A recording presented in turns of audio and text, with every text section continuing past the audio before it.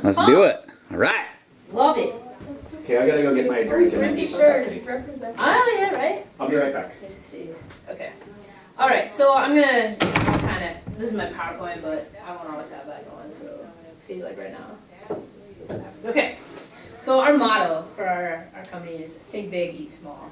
And as many of you already know, we are cricket farmers. We raise crickets specifically to be consumed by humans, which freaks people out when I first tell them that, like when I go speaking in front of rotaries and things. And they're like, well, I'm not ever going to eat a cricket. You know, and these people are like 65, 70 years old a lot of times, and I'm like, you're right, I'm not going to be able to force you to eat a cricket, and that's okay, you don't have to eat crickets.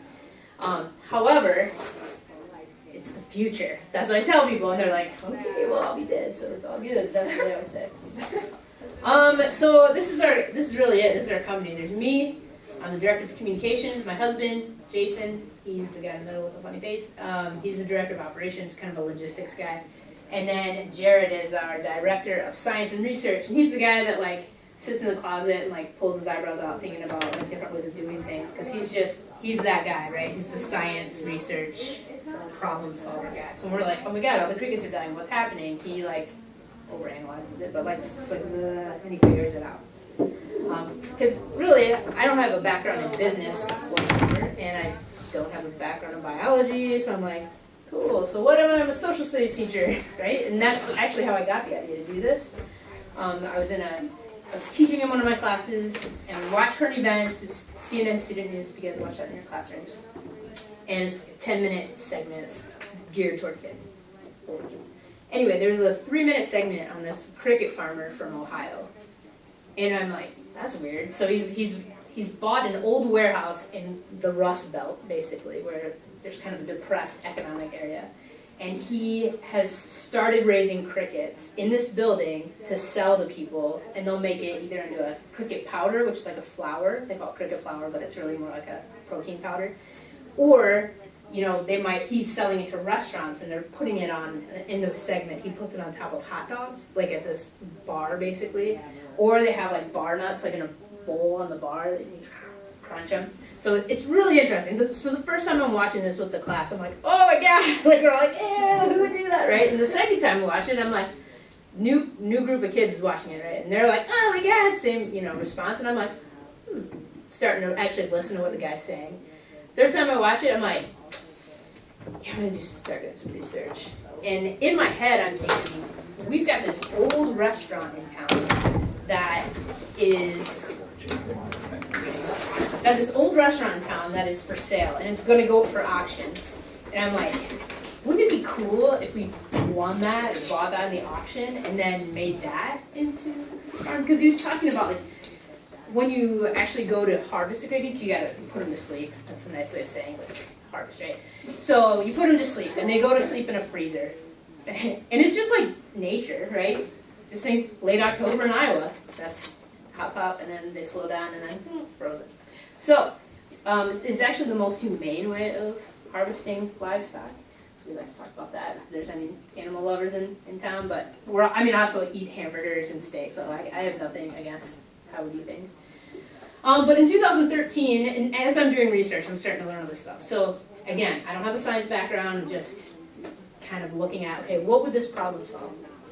And in 2013, the United Nations put out a report, and it was edible insects, future prospects for food and feed security. So they're looking at the way we are raising livestock now. And how many of you know a lot about agriculture? Maybe you grew up on a farm or know people that... Two. Okay, good job. A little bit. Okay, good. So that's good, because we live in Iowa, and we're like the center of the agricultural universe, right? This is like where it all happens. This is the magic right here, right?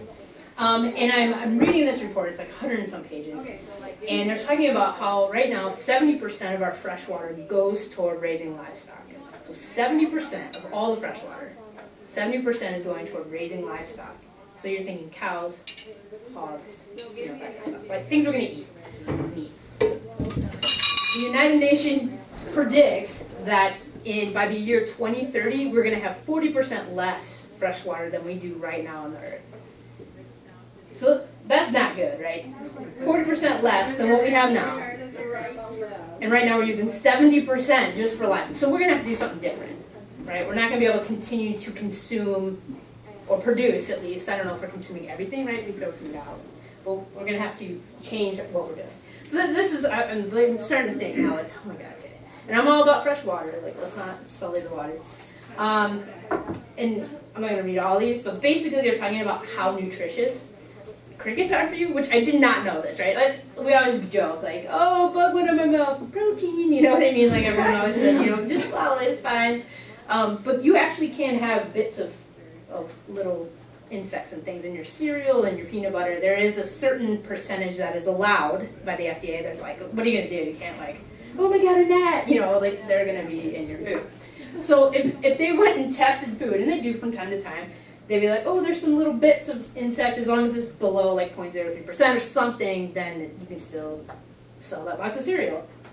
So you are already eating bugs, is what I'm trying to say, and nothing has happened to you. You're okay. Little bits, you don't notice it.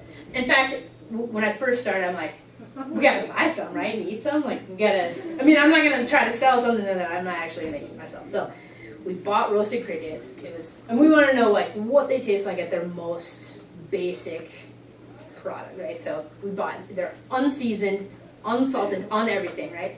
And you get them, and you're like, oh, okay, it's in this bag. And I got them from Canada, so it takes a while to get here. But anyway, we pull them in, and you pull it out, and it looks like a little cricket that's got caught under the heater, so it's kind of roasted, right? It looks like it is its own self, right? You're like, oh my God, Jiminy, you know? And if you pop it, so we did, we're like, okay, you know, chaser, like, you know, but we were ready to try it, and we threw it in our mouth, and again, unseasoned, so it's super, like, kind of dry and tasteless. But at its most basic level, the cricket actually tastes a lot like, you know the sheath of a peanut? Not the hard shell, but like that brown part? That's what it reminds me of. Because it's kind of flaky, kind of crispy, kind of nutty, but not really. It's not like nutty. Anyway, so if you should try it sometime. I did bring some chirps in, which I'll grab when we're kind of done, so you can, if you want to try the cricket. I brought them in before. I brought them at the beginning of the year if you were around.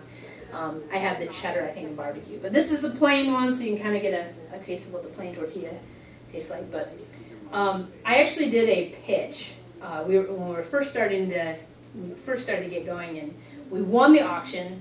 We ended up buying a restaurant in our town on Main Street for $16,000, which is that's really good, right? You can't buy a building for that hardly ever.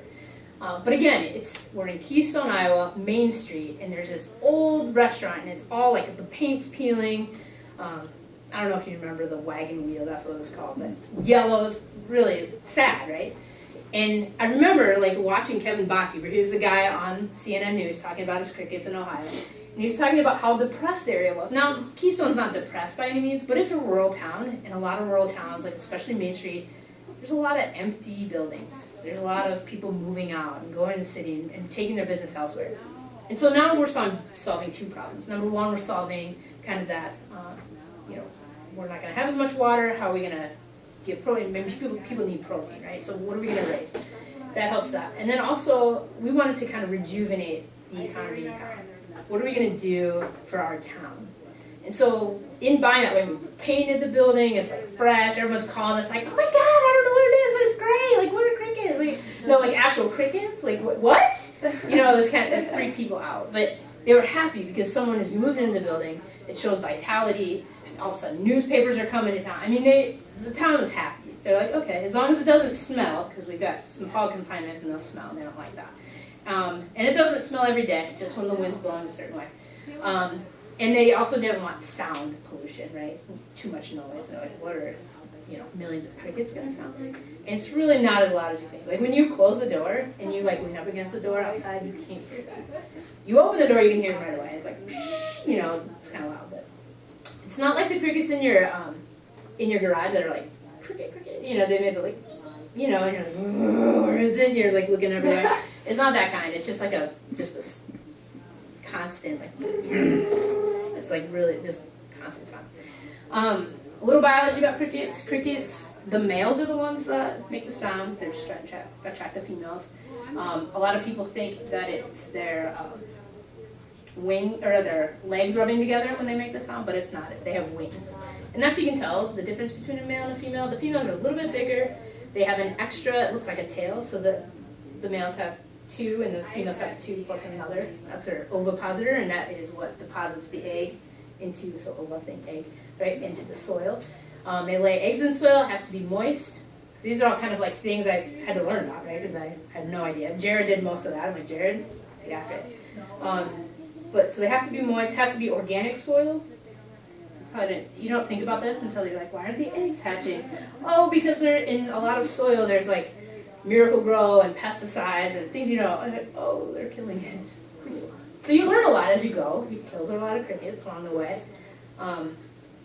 Which, unlike cows, like if you use a cow, that's more substantial on the pocketbook, whereas if you mess up on some crickets, it's not quite as substantial. So that's good. But there is a huge market right now. Like I tell people all the time, I cannot produce enough crickets. Like people are like, hey, I'm like, I can put you in the list, man, but it's like super long. So it's a good problem to have, right?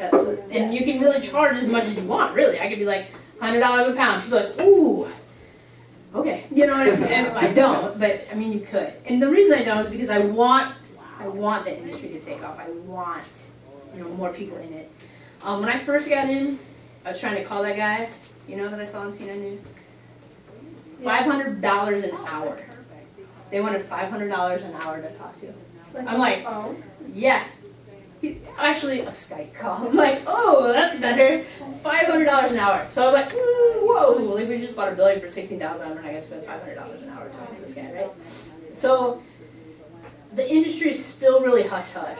And we're actually known for being super nice and friendly and talking, because I think it's more about crowdsourcing. However, if you are in an industry, and especially if it's like a really early on, like an infant industry, a lot of people are super hush-hush because you're protecting your trade secrets. So you want to protect those trade secrets for the most part when you're, especially, like even if, say you're working on like a contraption or something that's going to, mechanize what you're doing and make it better, and there hasn't already been a patent for that invention, you're going to want to keep that under wraps. You don't want to share that with people. Now at first we were like, oh God, everyone's got to be hush-hush. So we were really closed up. We didn't talk to anybody. We were like, super suspicious of people. And the more I thought about it, I was like, okay, first of all, we are not able to fill the demand, right? We cannot, with our supply, fill the demand. And there's other people that want to do it, but they're going in all the wrong directions. And then people are also learning from us that are already in it to not talk about it. And then how is your industry going to get better if you're not talking to other people and like sharing ideas and be like, oh, this worked for me. What did you try?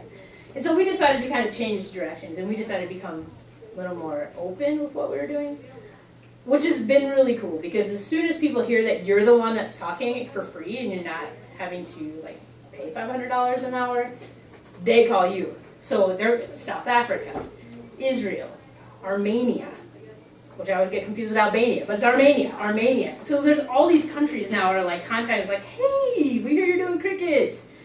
How do we do crickets? We want to do crickets. And they're like, oh my God. But then there's other people, Iowa State, Pennsylvania. I mean, there's people in the States too. Montana, they have a really good farm going now that I feel good about. We kind of help them get off their feet. Hawaii. So it's kind of taken us in all sorts of directions that we just did not think. We're like, let's make some money, which we haven't done that yet. So I always tell people, I haven't made our first million yet. Super expensive hobby. But a lot of businesses, that's how it is. It kind of takes a couple years to get going. So this kind of compared to the food we eat. If you have your own business and you're going to do a pitch, or if you're trying to get investors, you always want to have that kind of that elevator pitch, they call it, right? So they'll come up to me and they'll be like, why crickets? And so you got to have something to kind of come back with that's catchy and quick. So you say, I talk about how healthy they are. I'm like, well, you're not already eating crickets? It's like, I act like I'm surprised, like, duh, no one's eating crickets, right? And I'll say, well, if you aren't, you should, because there is more calcium than whole milk, more iron than spinach, all the B vitamins and omega-3s. Like, I say that, it's the package, right? I say it every time. Because when you think about it, that's what people want. They want calcium. They want iron. There's already protein, because it's an animal, right? And then omega-3s and B vitamins. Now, I could say magnesium, which is actually really good for you too, but no one knows that, right? No one knows. Magnesium hasn't been, out there, like, oh, magnesium, really have that. So brain and heart health, that's what magnesium's for. So anyway, as you can see, the numbers, way more calories, but we're talking at 100 grams of a powdered cricket, which means, so to give you some perspective, in a pound of cricket, like weighing a pound of crickets, that's about 12 or 1,300 crickets of the kind that we raise. That's a lot of crickets, right? A pound of powdered crickets means that you've milled them up, kind of like flour, like a mill, right? You've milled them up. So that's like 3,000 to 4,000 crickets. That's a lot. Because you're taking out some of the big pieces, that, like the legs. The back legs are the worst. Like if you eat those, and every once in a while you get cut your teeth. But when you mill them up, people don't know, right? If you buy cricket flour online, first of all, it's super expensive. It's not like regular flour, but it's like a protein powder. So I try to say protein powder as much as possible, but they're selling it as flour because you can bake with it. So you can make chocolate chip cookies, banana bread, etc. Would it taste different? Not really. It's more dense because it's not like 1-to-1. You can't just substitute flour and put cricket flour in. You know, you got to do some other stuff. Yeah, and now like all your snacks that are made with crickets have protein, which they didn't always have as much before. So yeah, so that's kind of what that looks like. Oopsies. That's what I did. Okay. Thinking about the environmental impacts, they take up 1/25 the space of cattle, which is crazy. But if you think about pound for pound cattle, you're like, wait, 1/25, there's more than 25 crickets in a cow. But that's not what they're talking about. They're talking about for a pound of cricket flour, it takes 1/25 the space of a pound of cattle. It takes about 8 weeks to raise crickets versus about 18 months. So you can go a little bit. Obviously, if you're doing veal or something like that, it takes less than that. But if you want, most people are like 16 to 18 months to raise beef. For every 100 pounds of feed, you get 60 pounds of edible protein from crickets. And they compare that to chicken and pork and beef. So 30 pounds of chicken, 15 pounds of pork, or 5 pounds of beef. Beef obviously is the least efficient, but it's my personal favorite to eat. Like, I don't know how you guys feel about beef, but I love steak and hamburgers. But if you think about red meat, the doctor, and you guys are young yet, so you're probably not having this conversation. Mark, talk to me here. The doctor says 1 serving of red meat per week is what you're supposed to have, technically. I think I'm down to like 3. I'm getting there.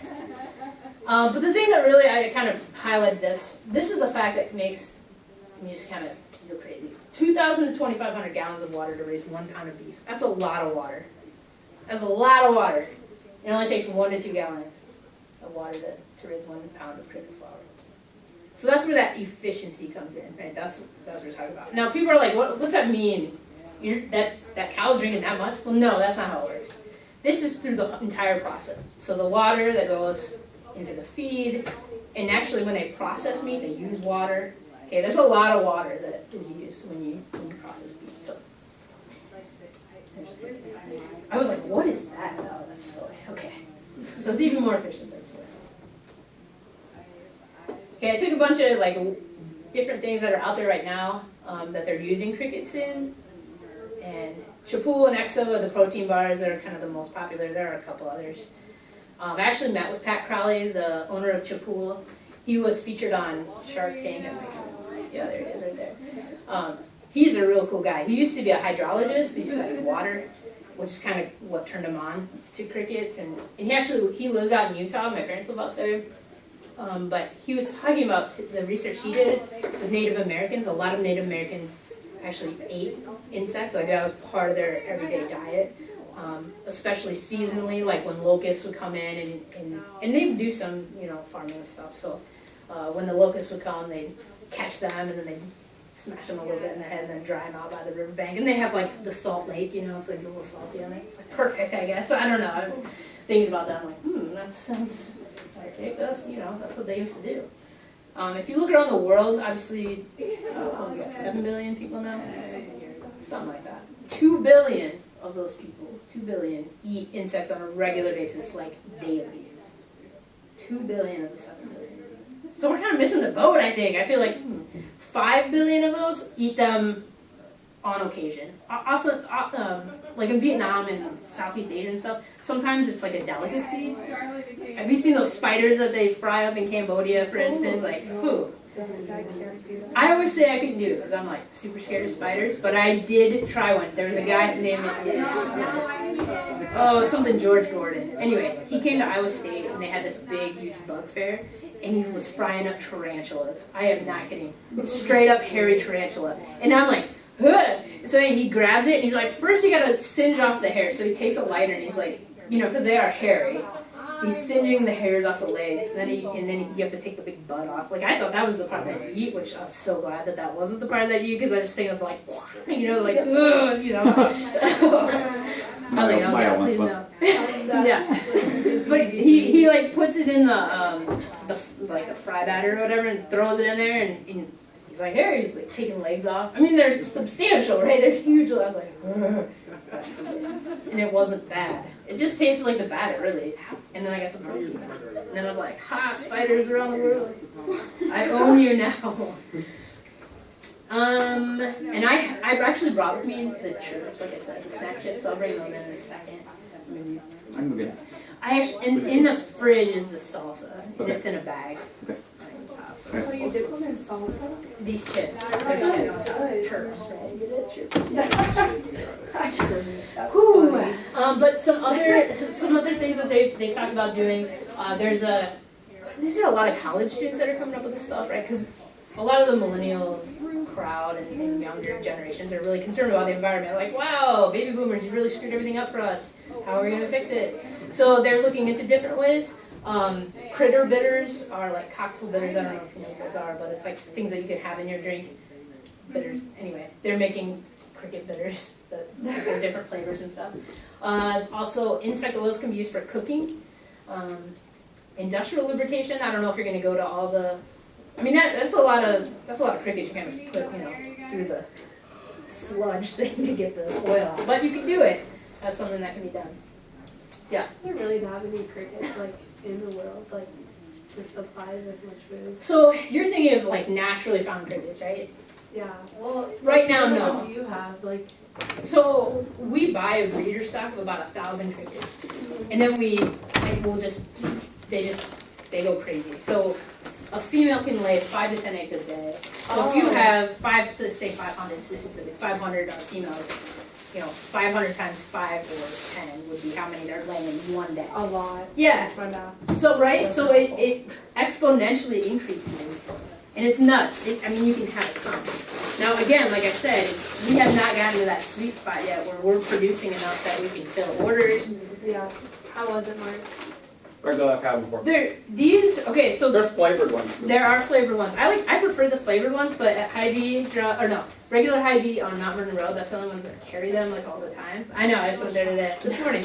And they did not have this kind. They did not have the cheddar or barbecue, so I just got the regular kind, but these are good with salsa, so I'll just kind of, try one, then we'll have more at the end. Yeah. So you were saying that like you can't fill orders. Have you thought about like expanding to be sure to fill those orders? Yeah, absolutely. So expansion looks a number of different ways. Number one, we've talked about co-oping with other farmers, and then us getting them in touch, or them shipping to us, and then we fill the order. We've talked about buying a new space. We've talked about building a new space. I mean, there's a lot of different things that we've looked at doing, but like I said, right now it's an expensive hobby because we're not able to produce enough to make up a lot of money, so we can't just if I win the lottery, then watch out world, it's happening. But right now we're just not there yet. So there's been a lot of talks for, different things. What do you guys think? Like a chip, right? Yeah, I would eat that. Except for that one leg. No, there's no legs in there. The only time you get the legs are when you get the actual bodies, and sometimes even the antenna are still intact, and they're like. Do you like the cheddar or the barbecue? Yeah. Cheddars are good. The cheddar ones are good. Would they be good with like French onion dip? Because I love Doritos. Oh, totally. French onion dip. Anything. Oh, really? Yeah. The cheddar ones. They taste a little bit like Try Doritos. it sometime. Yeah, they're pretty good. Yeah. French onion dip? Yeah. I mean, milled up. There's no chips that have that much protein. No.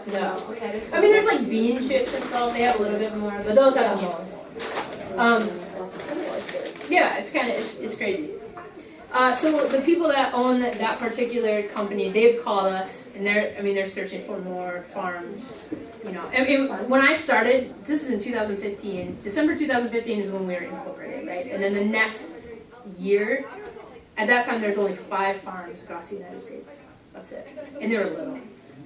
And now there's like 30, which is nuts. I mean, it's just like, it's big, which still doesn't seem like a lot, but it's, you know, we get calls every week from people everywhere, like, hey, we want to do this. Got a guy up in Vancouver. It says Barry from Vancouver whenever he calls him. I'm like, Barry! He has an old dairy farm, and he has like a yogurt business. But if you've ever been in dairy farming, it's very labor intensive. Like, you're always milking the cows, and then of course he's making the yogurt. So there's a lot going into that, and he's exhausted, and he's 60 something, right? And he hears cricket farming. He's like, I wonder how much time a day you have to spend doing that. And for us right now, literally this is what we do. Well, right now it's closed because it's too cold, but open the door, walk in, I turn on the switch, it lets the water go for about 5 to 10 seconds, flip the switch, walk out the door. That's once a day now. Now, it used to be, when we first started, we didn't know what to do. So we got one of those like big backpack water bottle things, and we're like, you know, I'm like, but it still only took like 15, 20 minutes a day, and that's it. I mean, think about what you have to do as a dairy farmer, for instance, which that's a different kind of farming, but that compared to cricket farming. Yeah, so we have a ton of retired or close to retirement farmers calling us, like, we have the space, how do I convert it into something I can handle? And that's what they're looking at doing. That's what I should just like travel to like farms. So are the farms like your like competitors, or like you work together? Not in my opinion, because again, I'm still gonna eat my hamburgers and steak and True. pork.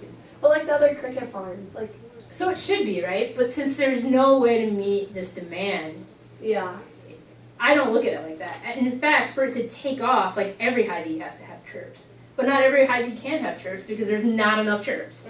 You know, so that's an example. So you almost have to grow it before you can like try to stifle it. Does that make sense? yeah, yes. And so that's what, I mean, some of our challenges at the beginning were A, just figure out what we're doing. B, is like making sure that our farm was legit, and I mean legit on like a license and appeals level, right? So there's a guy at the Department of Agriculture who I called, and he